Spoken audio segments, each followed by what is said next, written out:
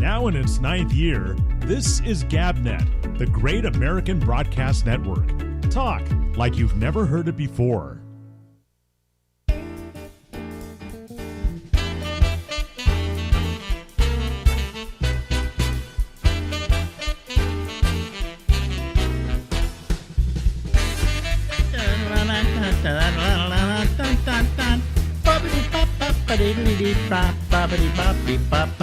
Hey everybody, this is Alex and this is the Ramble, and we go until midnight tonight, hopefully. Right here from New York, New York.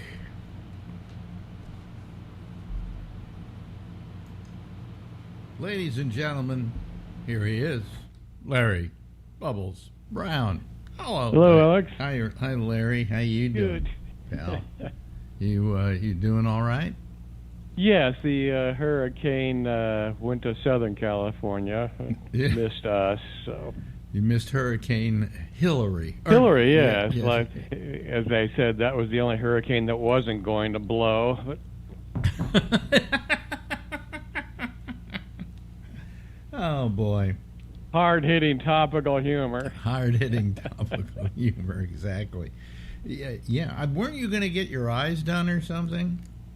Yeah, and so I've been rescheduled. Oh, So, why are you rescheduling it? I had a dental thing the same week, and that's not good to do them together, I guess. So Well, only if you have problems with your eye teeth. eye teeth. Where's that phrase coming from? Eye teeth. I don't know. There's some teeth they call eye teeth, and I don't know what they are. You know. There's all these phrases that people use every day that we really don't know what they mean. Yeah. But so you canceled it again? Yes. Why? I gotta tell you, Larry, for whatever you're worried about, that is the easiest procedure you're going to have in medicine. Okay. Yeah, I'll get it done. Don't worry. It's just The dentist is more of a problem. You know, I've been putting off going to the dentist only because I know when they look in your mouth, they're looking for a yacht. You know. Exactly. And I don't buy that one at all. And so I don't want to go because I know she's going to say, you got to do this, you got to do that, you know. And, as long as they're not hurting, don't do it, you know. And but I do have to go to her and get a cleaning. But I know a couple people that haven't gone to the dentist for 20 years. Really? Yeah. Yeah, I didn't go for about 5, 6. Wow. Something like that. And then I got a toothache, so I had to go. You know, but and I didn't brush my teeth much. I wasn't a big brusher. Now I brush at least once a day, if not twice. So, so you know, but don't forget to floss. What I floss. I'm doing all that. I floss, and I brush my teeth. You know, at least once a day, sometimes twice a day. And I bet when I go to the dentist, you're going to say, "Boy, you got a lot of plaque there."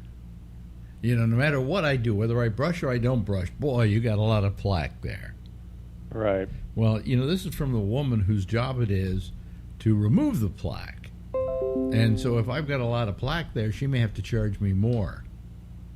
You know? So, yeah, that's like going to the IRS to do your taxes. Yeah, I think the other thing they try to sell you, I think it's called a deep cleaning, where they go into the gums, and that's like $1,000. Well, I've done that. And oddly enough, it's pretty good. I mean, it really gets out all the tartar and everything. But yeah, I've done deep cleaning.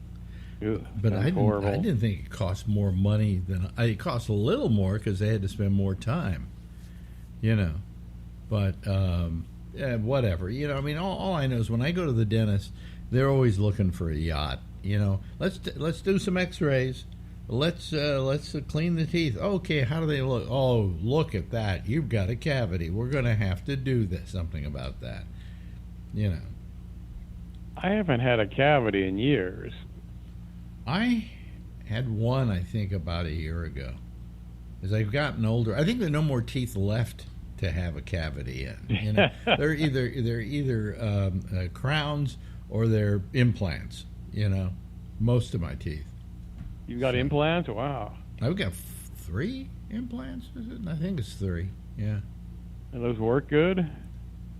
You know, they're like real teeth. You know, you don't.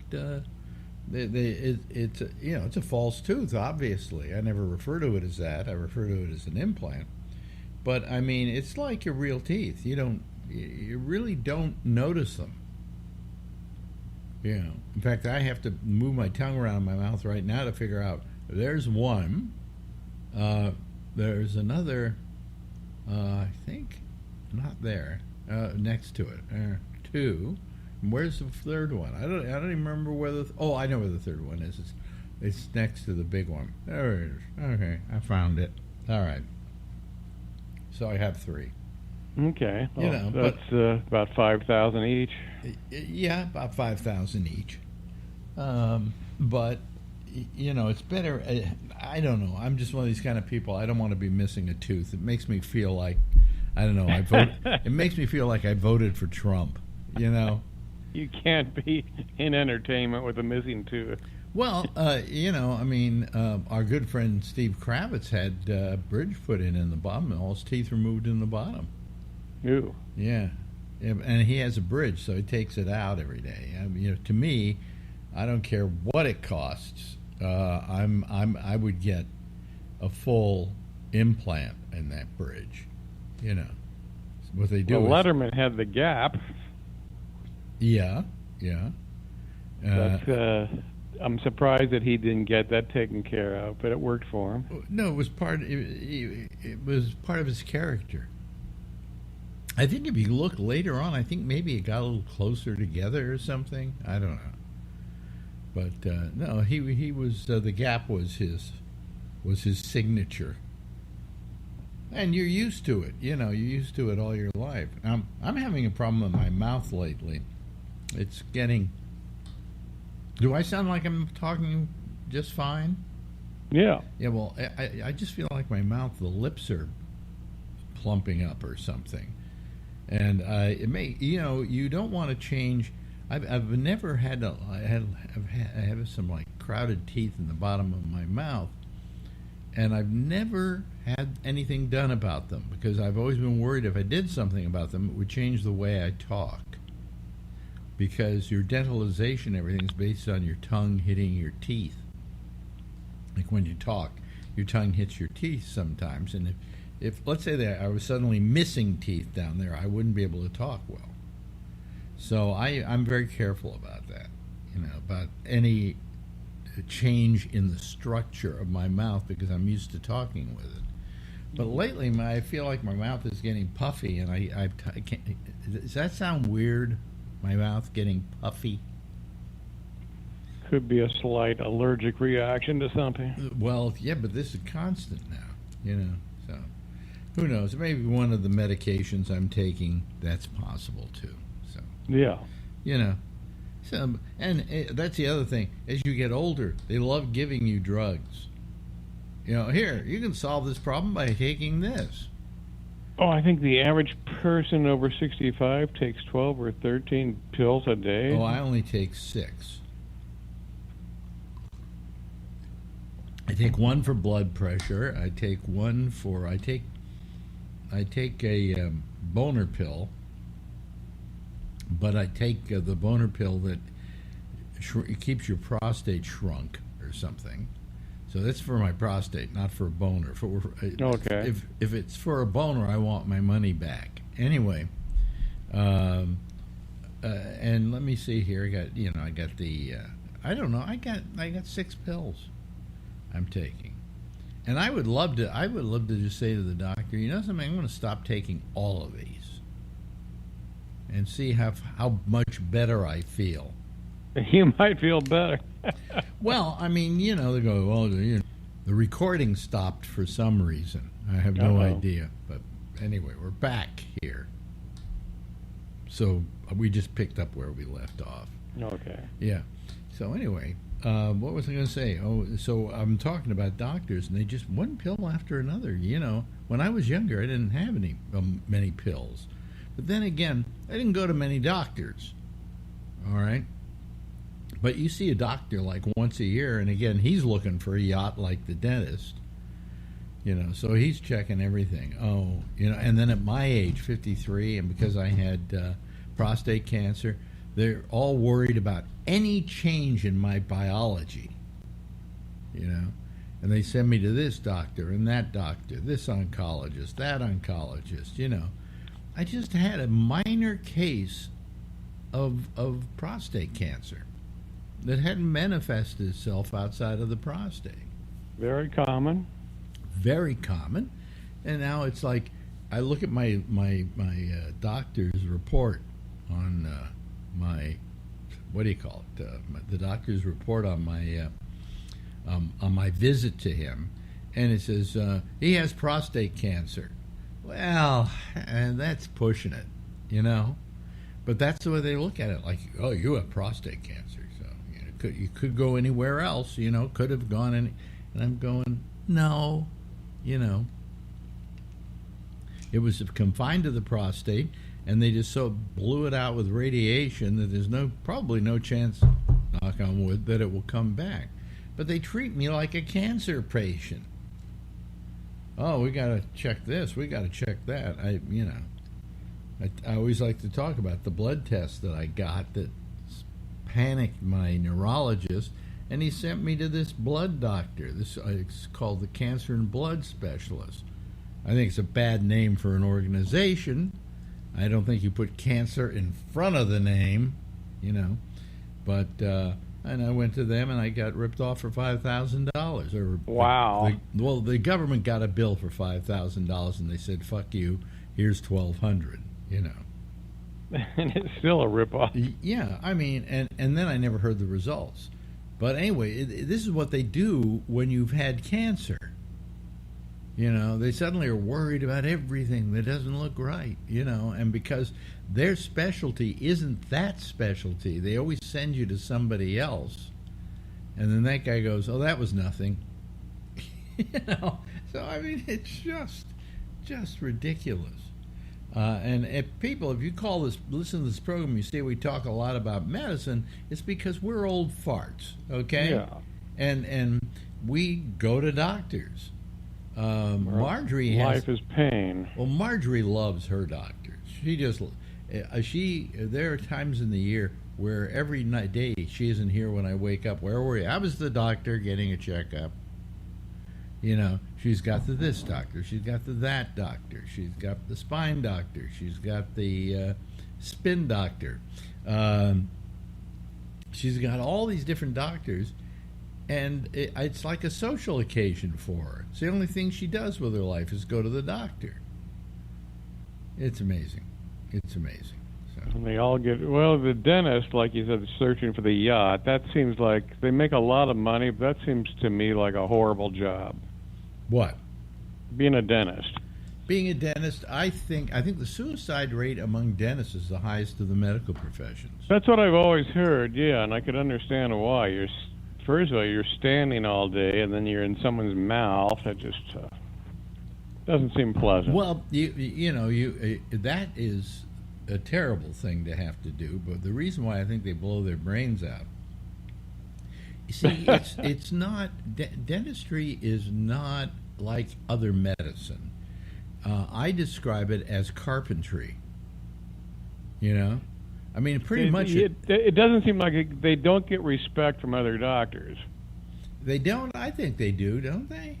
I don't think other doctors consider them to be a real doctor, but it's ridiculous. I'll tell you something. As opposed to other doctors, and I have to say this, okay, a really good dentist is an artisan. Because, they are, yeah. Yeah, because, I mean, they have to, create teeth, and they have to... they have to be an artisan. They're like a carpenter. Whereas the other professions are analytical. Doctor, you go to the doctor. He goes, this. We took a blood test. Your blood is up on this. It's down on that. Here's a pill. I think you would respect as an artisan dentist more than just general doctors. You know what I'm saying? Because Well, they don't even offer. There's no good dental insurance like health insurance. Really, it seems like it's separate from the medical world. well, we have dental insurance through Marjorie's doctor, through her business rather, and I think we get $2,000 a year or something. But it's not a lot of money. I mean, you get yourself. That'll cover a crown. You get an implant. They don't even cover implants. Okay, so dental insurance isn't really that good. I mean, I would like a dental insurance where I pay money and they take care of everything that's wrong. Yeah. But most procedures, procedures medically are huge. I mean, my cancer treatments came out to about $110,000, something like that. Jesus. Yeah. I mean, that isn't what the government paid, but that's what they charge. And I got that. That was pretty good, and my insurance took care of all of that. So, yeah. So do I sound like I'm talking all right? You're fine. Yeah. I just feel like my mouth is full of cotton. I don't know. It's weird. It's weird. So how have you been doing otherwise? Let's get away from medicine. Okay? Get away from. Because every time you get any two people over the age of 65, and they go out to dinner, and somewhere in that conversation, medicine is going to come up. Either a malady they have, or one of their friends just died. I went to the doctor, and now I feel like crap. And then he told me that I have the craps, and whatever. So I mean, I just. It's just anytime you get a bunch of old people together talking, they're gonna somewhere in the conversation, the medicine's gonna come up. We can't all be Jack LaLanne. So. Well, I'm sure Jack LaLanne had medical problems that he never talked about, but Jack LaLanne. I mean, if exercising was the key to a long life, then Jim Fixx would still be alive. Yes, and the guy that invented the power bar died while jogging. Really? That's a few years ago. Yeah, I was over in, I think it was in Berkeley. Didn't Jim Fixx drop dead from running? He dropped dead. He had a long family history of a heart attack. Yeah, I think he was 43, something like that. He died while jogging. Yeah. People don't remember probably. I mean, a lot of people out there are going, Jim who? Jim Fixx. And he had this whole books and tapes and audio discs and stuff on Jim Fixx on running. And he said, if you run every day of your life, you'll have a long life. And he dropped dead. Yeah. The best one that I ever was somewhat involved in, I knew this guy named Marshall Efron. He was an actor. And he had always wanted to go on the Dick Cavett show, And finally one day they said, come on. Be on our show. All right? So he goes on the show, and he sits down, and he talks to Dick Cavett, and he said, the set I did with Cavett was brilliant. He said, it really established who I was, to an audience who might not know who I am, and it was like a real breakthrough for me. He says, and then I move over to the seat next to the big seat, and he introduces the next guest, which was a guy named Rodale, who had Prevention Magazine, I think it was called. And he was, that was a medical magazine. That was a magazine about, about health. Okay?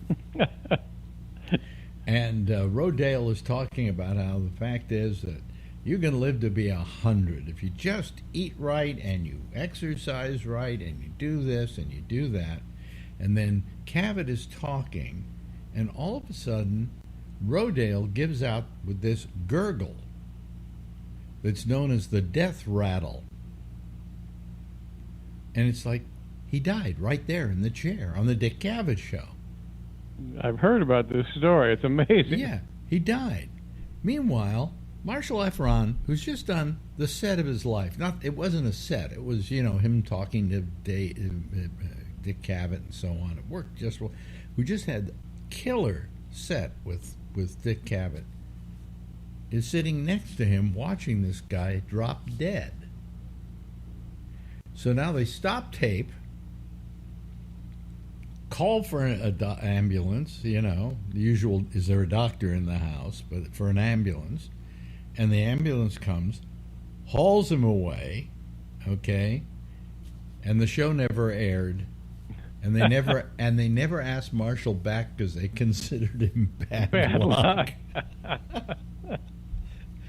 So, that was a famous time, and they never ran the show, so needless to say.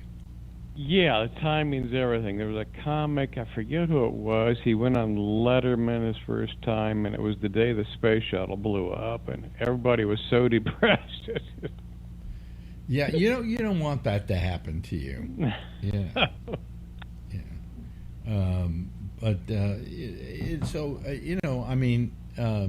These guys who for years preached great health, outside of Jack LaLanne, sometimes don't live that long. That's true. Yeah. Yeah. Well, you exercise. You run. I do, and I'll probably be dead soon. So. Well, you run 3 days a week, right? Yeah. Yeah. Yes. I don't run. I can barely walk. Okay, but I don't run. I remember you used to, for a while, when I first met you, you were actually on a bicycle. Yeah, I had a bike, really good bike, really wonderful bike, and I used to take it out. I parked it in the garage, and then we lived near the Presidio, and I would take my bike and I would run it along the side of the water, all the way up to Fort Point, and then back again. That was about maybe 2.5, 3 miles. And I would try to do that every day. And it was wonderful. I enjoyed it. I really enjoyed it. And then one day my bike got stolen. So I had to replace the bike, and I replaced it, but that new bike didn't feel like the old bike, I don't know if you've ever... Do you have bikes at all? You ever did that? No. You change bikes, and sometimes the new bike you've got just doesn't feel right. Either it climbs up your ass or something on the seat, or and I never took that one out anymore. So that was the end of my biking years, when somebody stole my bike. So that was the most that this guy ever exercised, ladies and gentlemen. And you've outlived many people. Well, I don't run. Marjorie ran, and she did all exercise. She was just very athletic, very, very, almost obsessively athletic, and she's got the world's worst back. And I said, all that work didn't help. And I think that running, maybe after a while, is bad for you. A good case could be made for that. I think it pounds the spine, and that could cause a back problem. Well, they say don't run on asphalt or pavement, because if you do that, the impact is harder. Okay, yeah. So you don't do that. Just try to go on ground, earth, that you'll do a lot better. But you don't, right? I try to stay on grass or dirt, yeah. Oh, really? Oh, you do? Okay, well, it's pretty good for you. But as I say, Marjorie's got these back problems, and I'm going, boy, that working out really helped, didn't it? Meanwhile, I didn't do anything, and of course, I made it to 83. Do I feel healthy? No. Nobody feels healthy at 83, okay? I made it this far. Yeah, well, I think I told you before that Neil Armstrong, first man on the moon, did not exercise because he believed we had a finite number of heartbeats, and he didn't want to waste. Really? Yeah. I don't think that's true. But I told somebody that I think it was Richard Simmons I said this to, because I said a couple of things that made him cringe, and it was, I have a theory that if you don't use your body, it won't wear out. And he kind of looked at me like, are you out of your mind? You know. But then again, he was out of his mind, so what the hell? Hey, listen. What? Yes, he was very wealthy for a while, wasn't he? Yeah, for a while. I don't know. He probably still is. Still is, yeah. Yeah. Anyway, hey, listen, we've run out of time here, but let's do this again next week. We will. Okay? Ladies and gentlemen, Larry Bubbles Brown. Now in its 9th year, this is GabNet, the Great American Broadcast Network. Talk like you've never heard it before. Hi there, everybody. How are you? I'm not feeling that well tonight. It's just this pain in my leg has just been driving me nuts, you know. And it's actually made me have a very slight temperature, like 98.7, you know. So I'm not feeling that well tonight. So I got an idea here. Hold on a second. Let me see here. First, let me grab some people here for the thing. See, that's how well off I am tonight for our show. And there is Josh Wheeler. Hello, Josh. Hello, how you doing? Well, I'm not feeling that well tonight, so I had an idea. How would you like to host the show for the next hour? Well, if you need me to, I'm sure I could. Yeah, you do. You've done a good job of it in the past, you know. And I just, you know, I'm just not feeling 100% here. And if you would do it, first of all, I will. Oops, that always happens. I will make you a co-host so that you can let people in, and then I will just disappear here and get out of here and let you handle the show, okay? And no problem. And I just hope that people will call you. All right. We hope so. Well, we hope so. Okay. You should be calling. Ladies and gentlemen, it's him. There he goes. He's going to host the show now. So let's see if I can turn myself off here. There we got go. Co-hosting ability, I think. Mm-hmm. Yeah. You're able to. I think that's set up. Mm-hmm.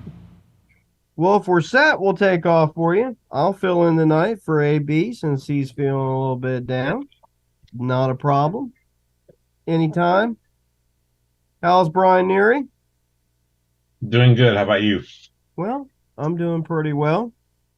A lot of action for you to talk about. What's that? A lot of action for you to talk about. Well, we can get to it if you want. You're right. Yeah, it has been a busy week. While we wait for some folks to call in, we can get started on that if you'd like. Yeah, it's been a lot going on. It's a busy day for me. It's very hot here, very warm. I don't think that in California where you live, you deal as much with the high humidity the way the Midwest does. Yeah. Not at all. The first time I felt humidity was I graduated high school. A bunch of us went to Mexico, and it was like, what the hell is this? It's sunny, and then feel like you hadn't taken a shower in a week right when you go outside. Yeah, it's rough. It's incredibly high humidity day. It's actually, so it's basically the hottest day of the year today. And the worst humidity I remember in a long time.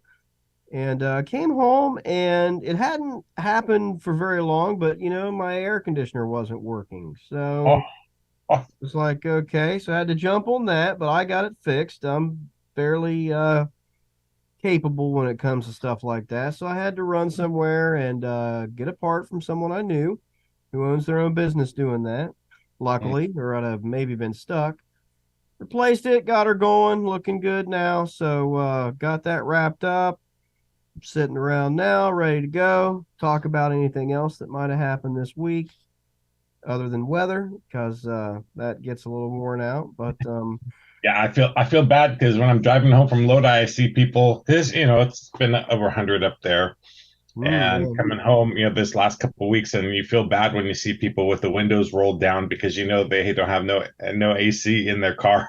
Yeah, So it's yeah, like, probably. You never know. I mean, some people don't mind. I don't mind it like on my drive home and stuff like that. So mm, I can really take whatever, but I don't care for the humidity, and I like cooler weather personally. I certainly don't mhm. like blizzards and things like that. But look, when it gets in the 30s here and stays that way, I actually kind of like that. Now, people in California might think that's blasphemy or whatever, but No, that's one of those cold days when everyone starts, posting pictures of their temperature in their car. yeah, So yeah, I skipped that, I guess, but yeah. So yeah, I'll fill in for Gabnet. We'll get going on some politics here, I guess. If you're listening and you want to call us up. If you've never called before, call us up. It'd be the perfect night. I've got plenty of room. We should have plenty to talk about. Obviously the two big stories of the week. Today is Friday, was Wednesday and Thursday. So obviously Wednesday you had a clown show, otherwise known as a Republican National Committee presidential debate, whatever the official name was. That was interesting. I did not stay up and watch it because I would never lose sleep to suffer through that. But I have heard a good bit about it, looked into it, and then of course Thursday, former President Trump made his grand entrance in Fulton County Jail and then his grand exit. You know what? Haven't heard much about those, so I ask you about this. Have you? I didn't even hear any clips or sound bites that I remember from his interview with Carlson that aired on Twitter or whatever you want to call it.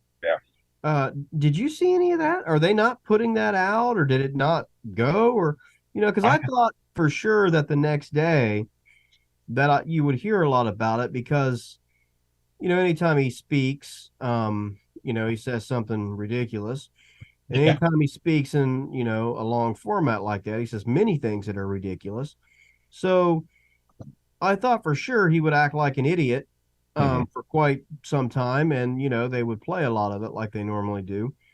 I don't know that I heard really anything about that. So I don't know if I didn't hear anything like did it get canceled or anything. I didn't hear anything positive, negative, or otherwise really. Yeah, the only thing that I heard was I was listening to CNN satellite, so it's basically the show, or the network when I was coming home from Lodi, and it was, they were talking about every turn, he's turning down Jefferson and he's turning down here, and there's 18 motorcycles and all this stuff. When he left, it was pretty funny because they said when he's going to the Trump airplane now, and he's going to speak, he's going to say something. If there's anything newsworthy, we'll cover it. So CNN Yeah. basically saying we're not giving him any airtime because we don't know what stupid, idiotic things Well, he's going to that's say about it. yeah. So I don't know if that's what happened with the Twitter thing or whatever. And what I refuse to call it X or whatever. I'm just going to call it Twitter because it's easier. Oh yeah. But if they don't like it, they can, send me a note or something. But, so I really didn't hear much about that. And so I don't know. I'm sure Tucker Carlson didn't ask him anything that was not scripted. And, it wasn't live. I guess it was taped and all that. So I'm sure it was a real nice production. Sorry I missed it. But that happened, and I didn't hear much about it, so I don't really know what developed. I mean, if someone else watched it or heard about it and wants to call up and let us know and talk about it, heck, I'm glad to hear that. Go right ahead. And I'm not gonna go back and like try to find it and all that. I deleted Twitter months ago. Same here. I really don't like Elon Musk at all. Mhm. And just as a personal preference. I mean, if people do, I have whatever. I'm not going to argue with them about it. But look, I don't. If he's accomplished things, fine. I'm not saying things haven't been accomplished. I'm just saying I don't like him. Right. So, which I'm allowed to do. So I basically just said, I don't need this. I deleted that. Don't use much social media at all. Been fine without it. Haven't died or anything. So the one thing I saw was Trump he put something on there, and I don't have Twitter. Never had Twitter. Well, it's hard to miss it. I know what you're saying, Yeah, they said something like never surrender. He said like one picture, something like never surrender. Yeah, right. Somebody posted on there saying, for a guy who's had to surrender 4 times and he keeps saying never surrender. Yeah, I mean, I did hear that, which, look, I get that that's the way it works, but for someone like people probably don't know all that much about me, but Patrick were here, or Kevin, or what, some people who know me better. So I have this huge, I'm a big Winston Churchill guy, I guess is the way to say it. And to steal those words from Winston Churchill, not that they were his words exclusively, other people say that, but Churchill really made a big deal about the never surrender thing. And just was really known for it and rallied a nation around it, in its worst times. And so I just have to roll my eyes. Look, he's allowed to say it. There's nothing wrong, but I roll my eyes at it. I mean, make America great again. I mean, he steals all these. Well, that was stolen. Yeah, that was in the, they used that in the 1920s and in but if you ask Trumpers, they think that he came up with that. No, that's the whole problem. I don't think he's come up with anything. No, really, ever in his entire. I mean, seriously. Didn't Melania? Didn't they find that didn't she have some speech or something? And they found out that she stole most of that, or whoever wrote it for her copied something, I think a while back. Well, I seem to remember something about that really early on in his administration, and then she really stopped speaking. Yeah. After that. So, yeah, I do remember something about that, though. But and hopefully the air conditioner that was running wasn't making too much background noise or anything. It just shut off after a while. It's been catching up. So it's been running more than it normally would, catching up from the repair. But yeah, stealing that from Churchill, I don't care for it, obviously. But look, whatever. Just it's a phrase. But I didn't see much of that. I'm certainly not gonna go look for it. I'm not gonna, I'm not gonna go sit and watch an hour of that if I don't have to. If I had a job, where I were forced to talk about it, like if I were employed full time by Gabnet and my salary was, $1 or something like that, I would think about it. But it would be hard to stomach otherwise, because who would voluntarily seek out listening to Trump for an hour, It's the same thing, right? You know the topics he's going to hit. You know what he's going to say about it. It's just over and over again. Even his right. He certainly does not change his tune, for sure. So, that was what Wednesday, right? He did that same time as the debate, right? If I remember correct. So, the other thing that night, of course, then getting to that was the debate. I don't know if you watched it. I didn't watch it in entirety. I have seen a good deal about it. I have heard a couple of days of news coverage about it.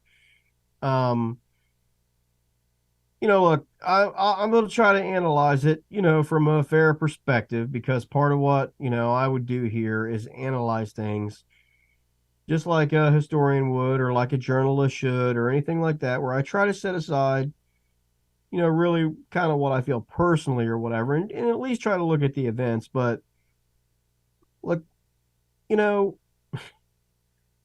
I just don't understand that group and that party who cannot even get together on the Trump deal. I mean, they're so chicken shit that it's unbelievable. And for even for some of the folks who would want to call up here and argue or claim, well, they've got some good options there. Nikki Haley or Mike Pence. More old school conservatism and whatnot. I get that, but look, they're still not on team normal. I mean, when you get to the question that, really is open and says if Trump goes to a trial, if he is found guilty, if he is convicted, if he is a convicted felon and still wins the nomination for this party, will you support him? And those same people say, oh, yeah, I'll support him. I'll vote for him. I mean, come on. I mean, if you don't like Joe Biden, fine. I get it. This is America. You're allowed not to like the president. Perfectly fine. But are you really going to tell me that what Joe Biden is doing right now is so bad and just the country is just so terrible that you're seriously saying you would like to vote for a person who has been convicted of stealing nuclear secrets? To a person who has been convicted of, and I'm speaking in the hypothetical because that was what the question was, to a person who's been convicted of trying to overturn and steal a presidential federal election that they lost. I mean, really? Yeah. I mean, you would rather have that than Joe Biden. What? Because what he's doing is just so bad? I mean, what? Has the economy crashed? Are we involved in a war somewhere that I'm not aware of? Is gas $5 a gallon? Is the cost of living out of this world? No, all those things are coming down. All those things are under control. The economy is strong. I'm not going to sit there and, I just think that the people who are voting for Trump, like I mentioned before, like he says he could shoot somebody in Times Square, and he knows that. And these people are just like, they're diehard Trumpers. And no matter what happens, they're going to still have their shirt, red, white, and blue flag shirt, and on TV saying, this is a witch hunt and all this stuff. And those Trump people, there's nothing going to sway their vote. I don't think anything would sway their vote. Well, I agree. And, it's funny because I've seen and heard about some polling afterwards that is saying, 55% of the party or whatever the number was, 56, 54, say they're ready to move on from Trump and all this. And look, maybe it's true. I don't know. But I'm just saying, but I haven't seen any of that with my own eyes, okay? And I live in a Trump territory. Right. So the county that I live in, I'm pretty sure was the top county in the United States for got some people calling up here. Let's get them on. And Josh, are you seeing Trump flags and the whole F Biden and all that stuff? Yeah, so that's what I was getting at. What I saw was the county that I'm living in, like I said, was the top county for Trump in the U.S. Now, I'm pretty sure that his margin of victory in this county was like 88 to 12%, I mean, like literally like 8.5 to 9 out of 10 people in the county that I live in voted for him. So look, it's possible that I don't have a good perspective. Maybe where I live, it's so tainted or whatever. But I'm just saying that even among those folks,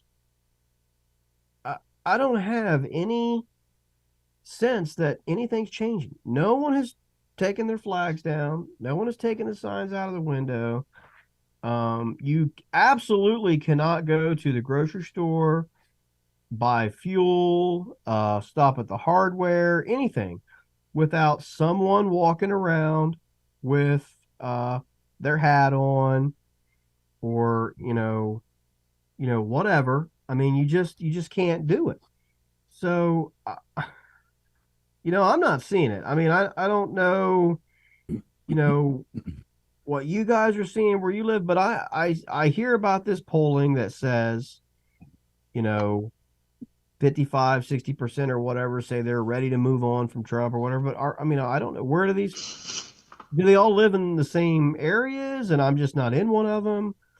or not. And I don't have all that deep dive data or whatever from that poll, but I don't know. I mean, I talked to Kevin before, and he acts like where he lives, he's not driving around seeing Nikki Haley for president signs or no, it's just a Trump.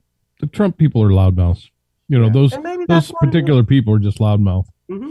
Yeah. I think Kevin's area. All of a sudden, he'll see they have some overpasses, and all of a sudden they'll have one night, Friday night, where there's traffic, they'll have the Trump flags, and they're yelling and screaming with their flags. When I go to Lodi, when I go to Lodi, I'll see a big truck every once in a while with this big, huge flag, Trump, and Central Valley's heavy with it. F Biden. But like in San Jose, it's pretty quiet over here. Silicon Valley's pretty quiet. Yeah. So, I mean, we had a couple other people join. Kevin is here now. We have 3 other people. I'm not sure, I think maybe John Renshaw. Okay, look like, some Hello. newcomers. They're currently... Oh, the other two maybe not. Is that Gabriel? Hello. Can you hear us? Yes, hello. My name is Gabriel. How are you all? Good, thank you.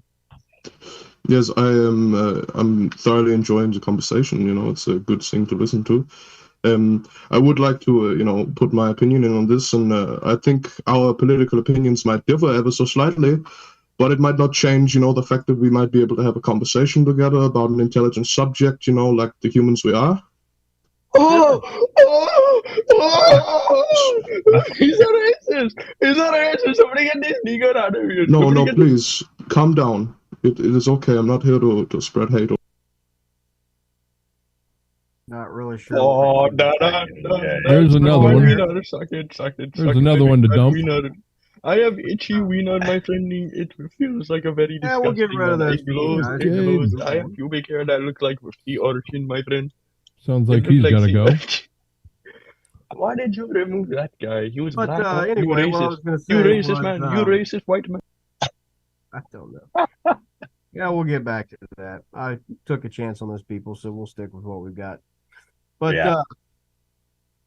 we do have an opinion, though, and we heard it, and that's fine. That was nice stuff. I probably should have warned you about that. Well, I thought about it as soon as they called. If they don't look familiar, have some question as to who they are. Yeah, I did, and I figured as soon as I let everyone in, and then I was like, that's probably not a good idea. And I was hovering right over their names, waiting for them, and they didn't. Yeah. And no camera, and I just kept waiting. So the John wasn't John Renshaw. He just put on there. It wasn't him. Luckily, they didn't have anything on the screen that was pornographic. Yeah, Alex is was something about Auschwitz or something. Yeah, there was some. Adolf showed up. He made a show. Now, there was some German Ku Klux Klan going on there. There's no doubt about it. Yeah, but if you don't recognize their name, I'd say stay away from them tonight. Yep, lesson learned there, no doubt. See you later. Yeah, no problem. All right, what's going on, Alex? How you feeling? Oh, I'm just feeling puny. I just didn't feel well tonight, and I didn't know if I could go for an hour and be. All right. I won't bother. I'm running a slight temperature. I just got on a little bit late, so I didn't know what's going on. Yeah. Get some rest. Well, have fun. Yep. Our guy is terrific. Okay. Go get some rest. I will try. I'll be back towards the end of the hour. So. All righty. But I thought I'd jump in there and just I got rid of you about such things. Anyway. No doubt. Got them off there pretty quick, though. We didn't see nothing nasty. That's what's good. Yeah, right. It's always been weird, though. The Biden. I don't know if it's just the Democrats are so quiet or what, but you never see people like we see the obnoxious Trumpers. Where you don't see those kind of people like overtaking the overpass and Biden and all that stuff. I mean, I don't see any fuck Trump flags here or but. Really? That I guess is obviously I wouldn't hear, but I don't even see them when I travel to like Columbus, for example. Nothing in the front yard. You don't see Trump signs or anything. Oh no, that's what I'm saying. I see all the Trump stuff. I don't see those opposite signs. Oh yeah. Okay. I'm saying. I mean, I can probably, and I'm not kidding you. I could probably go to the grocery store back tomorrow and see 3 flags that say "fuck Biden." Yeah, with the profanity on it. No, I mean, I'm serious. Like that's the flag they have hanging up at their house. but I'll never see one that says, the opposite. Right. And I'm not saying that makes Democrats better or anything. I'm just saying it's just different. Yeah. And I don't even see those, like I said, when I go to some Democratic stronghold areas like Columbus, right, which is a big city. It is not an agricultural, out of the way area like where I live, big city, diverse population, race, ethnicity, the whole thing. I don't even see him there. So, but I don't, like I said, they keep acting like there's these breaks in the glass that he's standing on, but I don't know. I just don't see it. I mean, I know there's polling there that says that there is, but I don't see it personally, and I don't know that I believe it, and I don't know that I trust it. But maybe there is. But even if there is, from everything that I've seen from that debate, and again, I don't really, not much of this really to me is politics. Like, I'm obviously going to disagree with a lot of their policy ideas. But that's interesting because I just, how last week we did the look up fuck Biden and all that stuff flags, but there's quite a few of the ones that say the same thing about Trump on Amazon. Really? Wow. Yeah, I don't know who Brandon is, but fuck Trump. Trump for prison. Arrest Trump. Fuck Trump. Yeah, there's a whole bunch of them. Maybe I'll get one, for back. Yeah, maybe we'll get a couple of those and start. Yeah, we'll probably get bombed though. We can act like jackasses too, because that really changes people's minds, But there isn't many of them, and they it blends right into the fuck Biden stuff. Yeah. So I don't. There isn't very many of them. So much of my stuff with like the Wednesday night debate or whatever isn't nearly as much about policy as it is just the fact that they cannot get their party in a position to govern. I mean, they spent half their debate talking about Trump. Yeah. I mean, they went a long time with, conversation about what to do there and who should be replacing him and why they shouldn't. I mean, he didn't even show up, and they found a way to make it about him, and about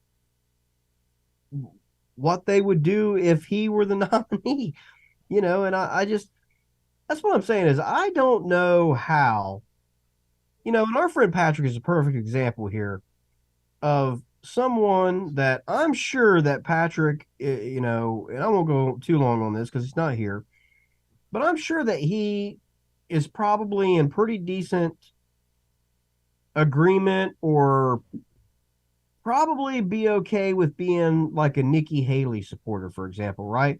Like, I can see him aligning with her on a lot of stuff. But even if that were the case, I just don't see how he could take that step and say, yeah, I'll vote for her in any case after she says, no, I'll support Trump.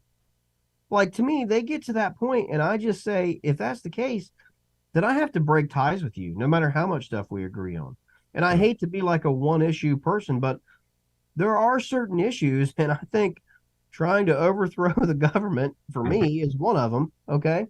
Where I've got to say, look, I don't care. We pretty much agree on everything politically, but you got to that point, and I can't do that. I can't do it. We're just, you put your hand up and said, if he were convicted and were the nominee, you would still vote for him over Joe Biden or anybody. Well, that was one of their. I can't do that. That was one of the questions they had to answer, right? To be able to go on that panel was if whoever wins the nomination, you'll fully support them. So when they asked that question, a couple people started raising their hands, and then slowly, most of them raise them except for what's the name. But I don't see how they can do that. I mean, that's what I'm saying is I don't get how anyone can tell me I should respect them or anything like that. When to me, they don't deserve it.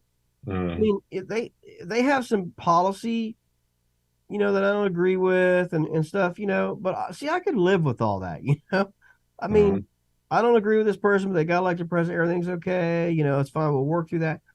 But I don't see how I can be asked to have any sort of respect for someone who is willing to put someone in office that has broken laws related to the office. I mean, it's not as if he was a convicted felon on drug counts or something. Like I seriously could overlook that. I mean, but the crimes that he is charged with are violations of the office.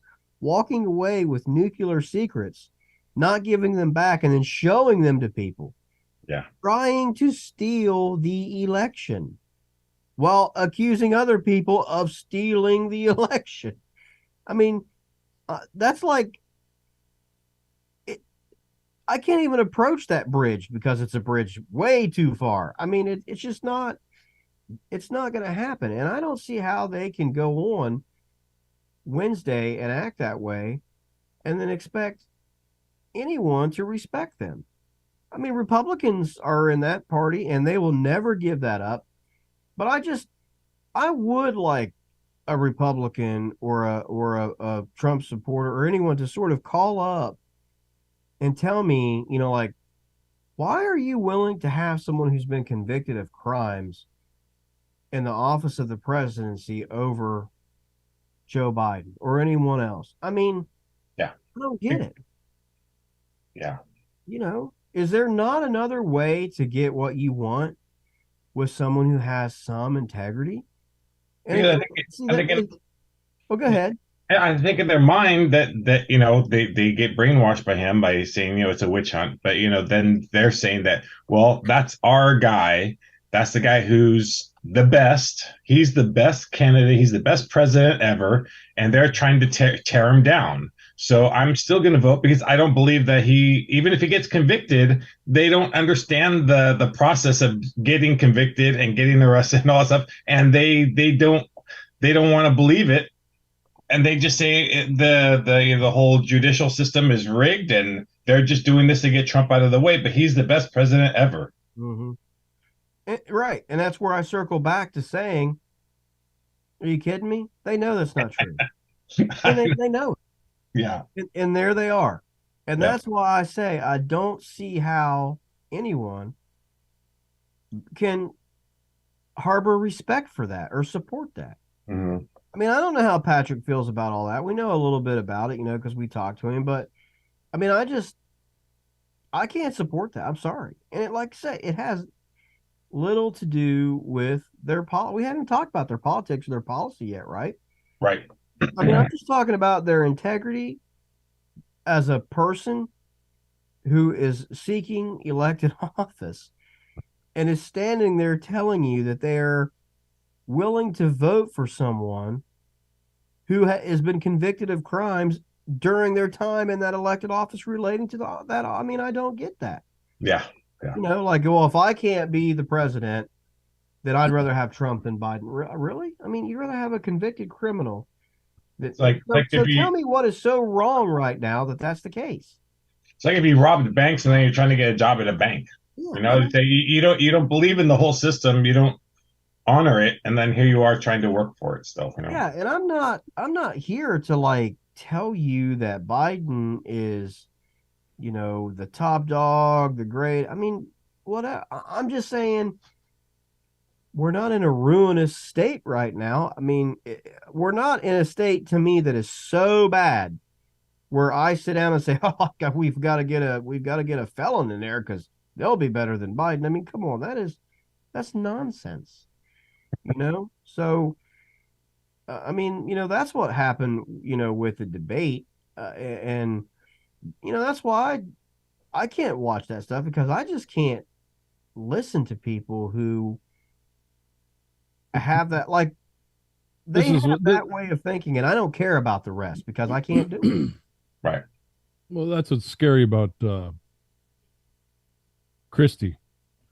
Yeah. Is he gets up there and talks smack about about Trump and everything, but he still has a lot of that stuff behind him, and that's why I think he's a little bit he's still scary. I mean, he has the right idea going, breaking away from it, but he still has those basic ideas behind him and not exactly what you want, Yeah.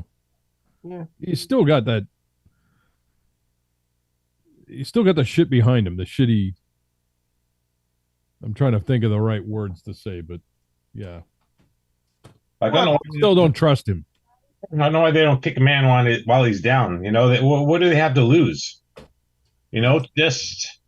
Just like you're saying, Josh, go on that debate and start saying that. How are you guys supporting if he's convicted, how are you guys doing that? Really, really push back, because how they're doing it now, they're not gaining anything against Trump. Okay.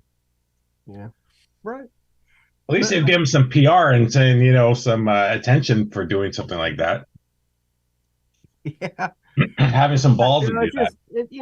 It's just like we talked last Saturday or whatever about Christie, and I mean, and I'm not completely anti-Christie. I'm just saying, but I'm not converted, because I think that I don't know how genuine this is. I think that he carved out that opportunity for himself because he saw that his best path forward was to go and be the I found my religion anti-Trump guy now. But I'm still telling you that I'll lay $100 bill on the table that says Trump gets elected and calls up and says, Chris Christie, I'd like to make you the Attorney General of the United States of America. Chris Christie would say, I'll take it. Yep.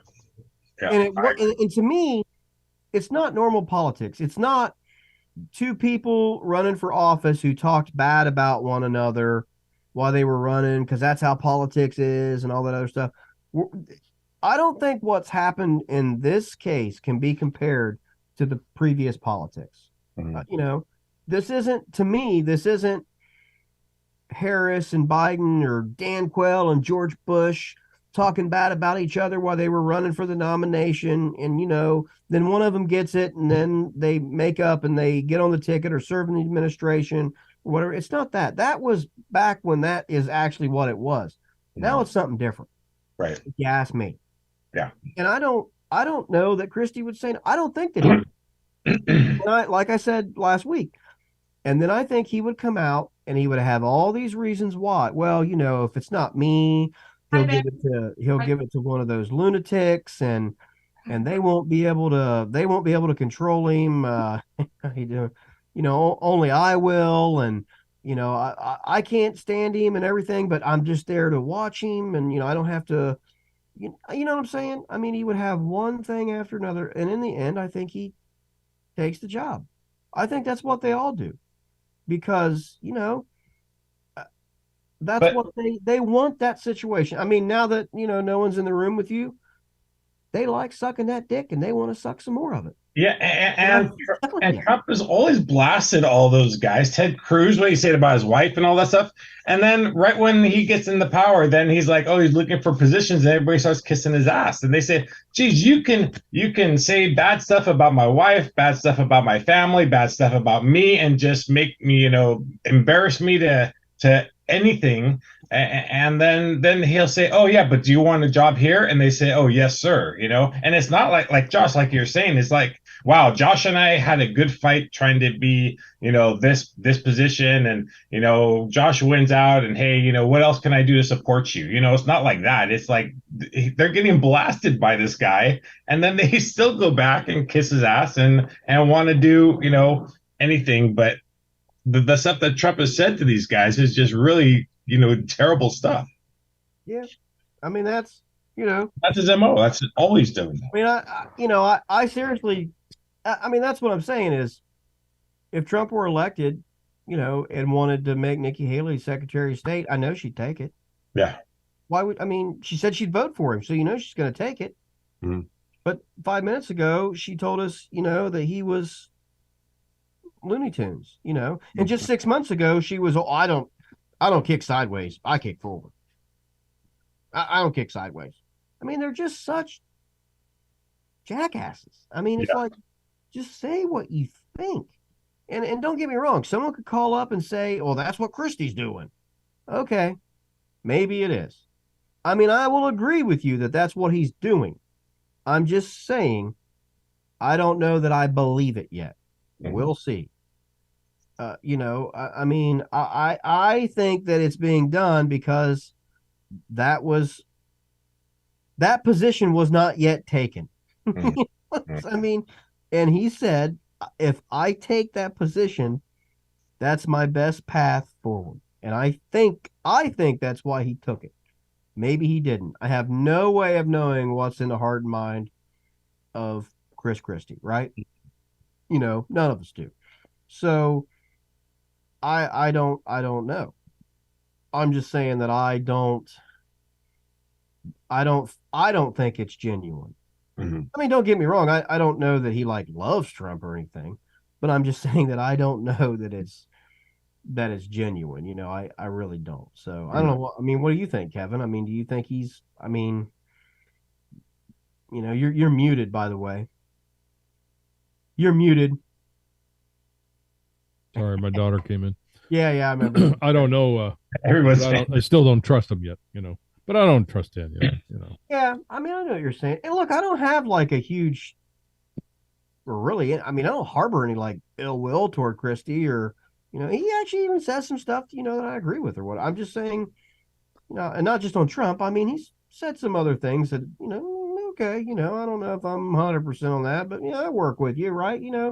That kind of thing. So, like I said, it's not some bias of mine. Where Chris Christie, I don't like him, so whatever. No, that's just my read on it is. Right. I just don't know that it's that. I mean, I like that he's saying it. Yeah. Well, right. I mean, I like to listen to him, and I like that he's, somebody's trashing the guy and trying to wake people up. That's the good part. But, whether it's genuine or not, it's to be seen. Yeah. And to your point, maybe it doesn't even matter. Yeah, maybe it doesn't, but maybe it's going to wake up the party, and that's what you need. Is you need the party to be woken up so it gets back to normal, and maybe these other yahoos in there will finally take a key, take the note and say, hey, maybe he's right. But I don't know. They don't seem. Wasn't Christie expecting a position after Trump got on too last time?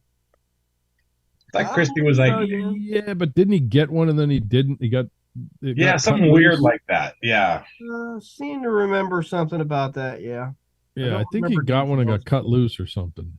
Yeah, I mean, he just or almost got it or something like that. Yeah, you're right. So it's even worse, But so and then that took us into it was Wednesday. That took us into Thursday yesterday.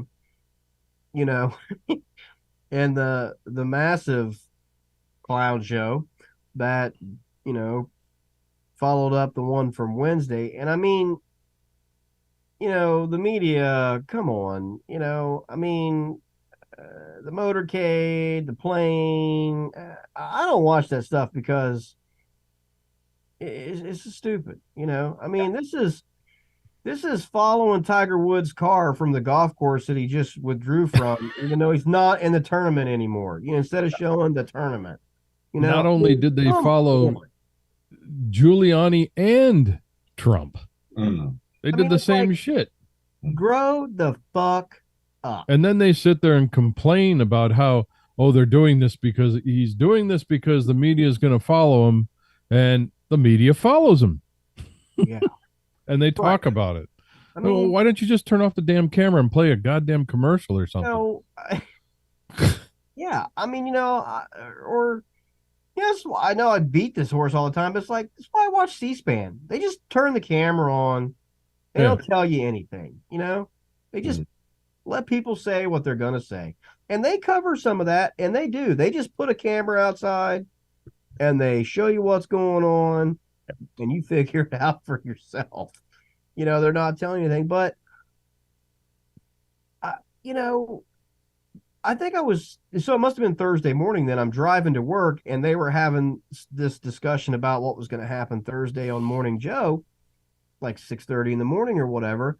And I remember the douchebag Donnie Deutsch saying, "I want to talk about the mugshot," and then he named all had a serious conversation about and I'm thinking, I never respected that fucking idiot anyway. But I mean,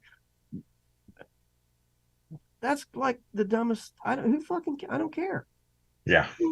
I guess I get what you're trying to say, maybe, but fucking grow up.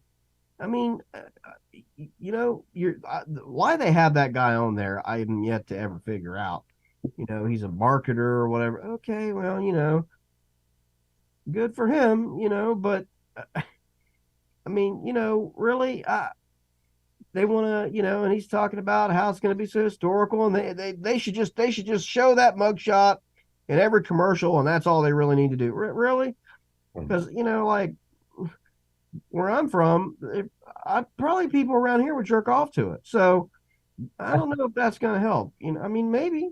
Again, I don't know. I don't live in New York City. I don't own any $12,000 suits. Maybe he's a lot smarter than I am. I also don't. Never mind. I'm not going to make that comment about how he dresses. But I'm not into the whole like slip-on shoes with no socks and a suit thing. But it's just me. But it's like that's what you want to talk about. I mean, I don't. I mean, that's the problem with this shit is they're going to accuse Trump of making it a circus, but it's like, and I get it, but Right. you're the enablers. I mean, you're talking about the drunk making a fool of himself, and you're the one giving him the alcohol. Yeah, I mean, and that's why I said earlier I was happy that CNN actually said, well, Trump's going to talk before he gets on his plane. If there's something newsworthy, we'll replay it. And it's like, okay, finally you guys step up and say we're not going to film every second of it, but you just spent like the last 5 hours showing him leave his house, get on the plane, land, and then get escorted there and back. So why are you going to draw the line there? Why don't you draw the line at just cutting him off? yeah, I mean, pick it up when he arrives and goes in, and then do your thing, and then be done with it. Yeah. Right. Like I said, I mean, this is following Tiger Woods' car out of the golf course and to the airport after he's withdrawn from the tournament for the 893rd time in his career. I mean, I don't need analysis on how he, adjusts his balls or whatever in between swings. I mean, like, grow up, act like you know what you're talking about, act like you're a journalist, for goodness sake. But so they go into that thing on Thursday and they do the coverage of that in the way that they do, which we all know is stupid, but that's the way they do it. And now I've seen the stories today and last night about how he plans to market that, and he's gonna make money off of it. And you can buy a canned koozie and a t-shirt, all of which after the show I will be maxing out my credit cards to get. I love canned koozies. I get one everywhere. I got the Fort Ticonderoga going on, and all that kind of stuff. So, I'll pick me up, half a dozen or so of them, and kick back and look at Trump's face every time I take a swig. But it's like, I think Alan's sending some out to everybody. Yeah. Oh yeah, Alan will buy everybody one. But it's just sad, really. I mean, it's just such a sad state of affairs that I find it sad. I mean, I don't even really know what other word to use. I guess I'm trying to think of another way to describe it. But I mean, well, it's funny, those T-shirts. It's got his mugshot that says "Never Surrender," and it's a picture of him surrendering. Yeah. That's I know. And right before beautiful you marketing. On, before you came on, I mentioned. And you probably heard me a little bit before, this affection that I have for Winston Churchill, and like as a hobby of mine, I've always just, a lot of stuff Churchill in my life, and that's his line, and I mean, like I said, they're words, it's not, but that's his thing, and I just taking it from someone that was genuinely, an ambassador of democracy, a defender of the Western way of life. It ain't the first time they've done that. Well, right. And Churchill, literally the leading figurehead in the saving of Western democracy. And on top of that, they probably didn't know they were doing that. Yeah, right. And then using that in the way that Trump does, I mean, he has every right to. I'm just saying it's just sad because I don't even hardly know how else to explain it. The whole thing with Trump, honestly, is not just Trump, but the political atmosphere is just sad. I mean, and I sent you guys something earlier in the week, like that random thought that I had, where I just said, like I get it that I'm sitting here, and I'm streaming, billions or whatever now, and Showtime keeps showing this thing for this Supreme Court documentary they've made, and I haven't seen it, but the previews seem pretty clear that it's going to be anti-Supreme Court, and I hear all these clips, all these people saying, "Oh, yep, there they are. They're checking off that one right-wing agenda after another, and what a travesty it is." And I get it. And like I told you guys, I'm like, man, I'm just trying to sit down and think about this, but like, that's exactly what people said about the court in the 30s and 40s when they helped run through all the New Deal stuff that liberalism is based on today. And, that's exactly what people said then. I mean, you don't have to make documentaries about it and act like it's not like this big conspiracy. You lost and they won, and now they're doing what they do when they win. The same as FDR and the entire liberal agenda was thrust upon America, fairly easily, and the Supreme Court had a hell of a hand in a lot of that. And that's the way it works. So get involved in the process, But I mean, that's what I'm saying. The politics has just come to that now, to where like it's always about who's out to get who, and who's fucking who over, and it's always they're going to shove it down our throats. And look, I get where that comes from, because I sort of feel that way about some of that stuff. I mean, some of the stuff that's happened in my own state, anti-democratic, sneaky ass, shady stuff. I'm just sad that we're allowing our politicians to do it. I mean, I'm not putting that on anybody. I'm not putting that on Trump even. I mean, that crap started before him. I mean, don't get me wrong. He, provided a supercharged boost for it. But I mean, the people are just letting way too much of this go. And my hope is that in order to sort of ease some of this pain, that Trump goes away. I mean, that he doesn't get any chance at reelection, that Biden stays in office. Trump will obviously then be basically, out. And the country can continue on with a guaranteed another 4 more years without him going forward. That's a long time. That's 5 or 6 years from now. And we can get some, look, there was a campaign, a long time ago where the slogan was "Return to Normalcy." That was the presidential campaign slogan back then. And that's how I see it. I mean, if I were running, that's almost, I would want to be bringing that back. Like, that's what we need. We need a return to normalcy before all this garbage started happening. I mean, really, in the last 4 or 5 years, it has just been out of control, but it goes back further than that. I mean, I think we all sat here in 2014, 2015, 2017, and we were talking about how stuff had been out of hand for a while. I mean, Trump just took it to another level, but that to me, it's just like, it just saddens me a little bit, I mean, personally. Like, it was the end of the Bush administration, was all whacked out, and Obama got his chance, and then we all know what happened after that. Yeah, I mean, it just, that's what I'm, like, for myself, I sit here and I think back, and this was pre-Trump, I think about sitting here in this very chair, for months and months and months at a time, when I was crafting a thesis for my first graduate degree, and it was on the Constitutional Convention of 1787.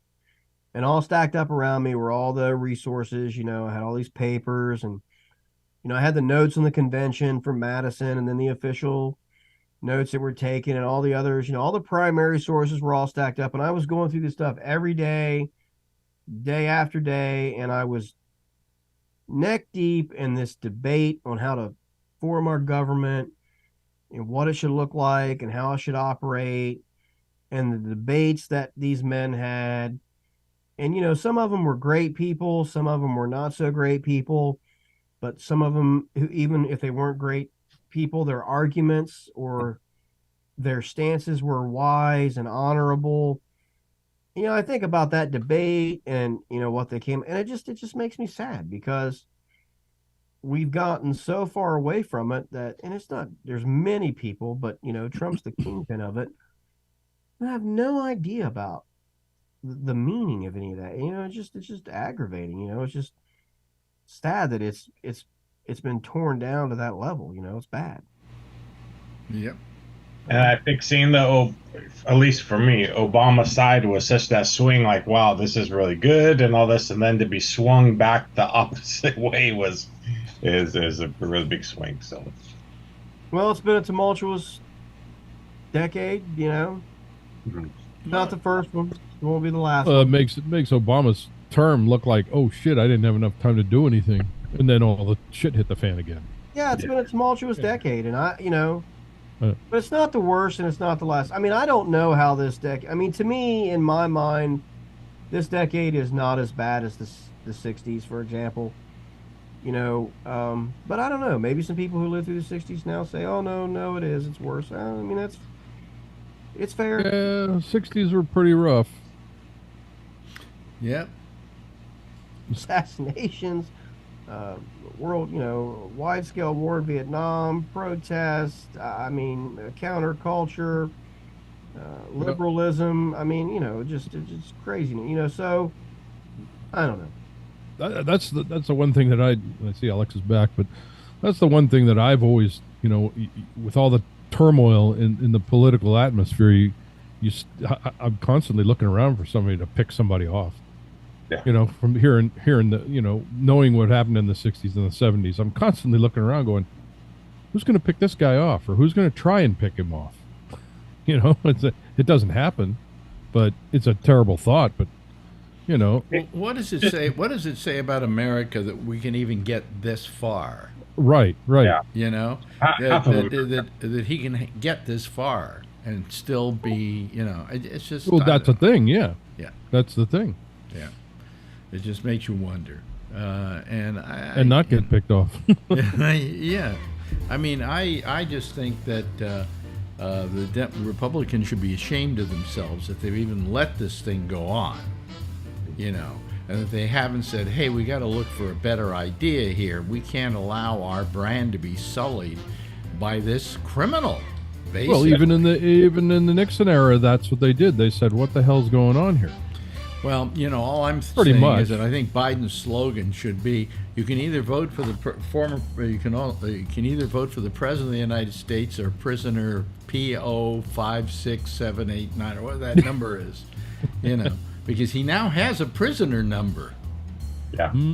Officially. Hey, listen, I'm playing the theme here, but thank you very much, Josh, for doing this for me. I just wasn't feeling very well, and I didn't feel like 100%, so I didn't want to try it, and I knew you were coming on, and you like doing this, so I thought you'd do it. And for all the people who didn't call him, screw you. Jeez. Actually, there's a lot of different people on the chat, which is good, but they got to call up sometime. Yeah, but also, the fact of the matter is that there are a whole bunch of people who do call this show on a regular basis who didn't call it tonight. Shame on you. Okay? Shame on you. Anyway, hey, listen, thank you. Thank you also to Brian and also to Kevin. It's just great having you all here, and I'm sure Josh appreciates it as well. Why don't you all give a big wave goodbye, and I'll give a big wave goodbye at you as well. There they go, folks. That's our citizen panel for tonight. And I want to thank Josh for doing it for me. I wasn't feeling that terribly well, and I just figured I needed somebody to do the show for me, and he enjoys doing it, so we'd have him do it. And the fact that some of you didn't call, well, to hell with you. Okay? Anyway, I'm Alex. That's it for tonight.